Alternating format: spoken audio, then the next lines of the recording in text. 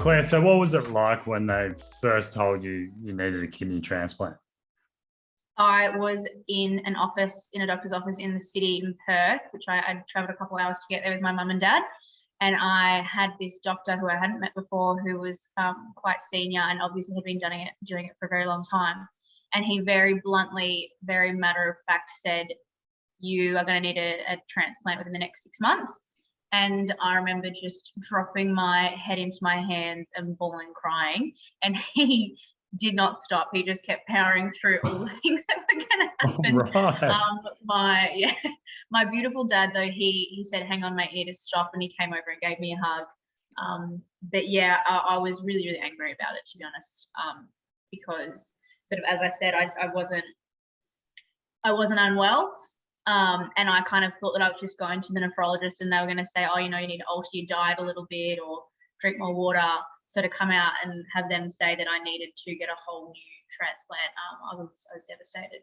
Yeah, I was devastated, and I was angry, and I didn't want to talk about it with anyone. I just didn't really want to acknowledge it, to be honest. Do you remember anything else from that consult other than him telling you needed a transplant?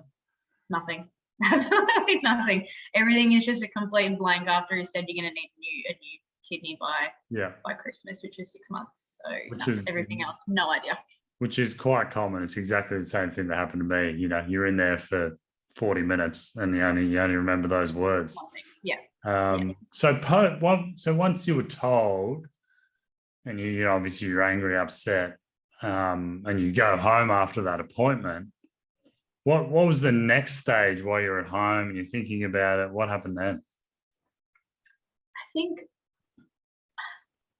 I was pretty preoccupied with my own life still. Like, I didn't really want to acknowledge it, as I just turned 18 and I had a high school boyfriend at the time. So I just didn't want to act like it. I just pretended like it wasn't happening.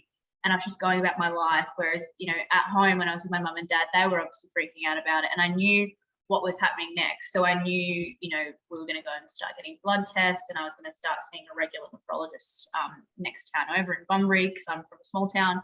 And we were going to start the testing process. And if that didn't work, then I was going to go on the list.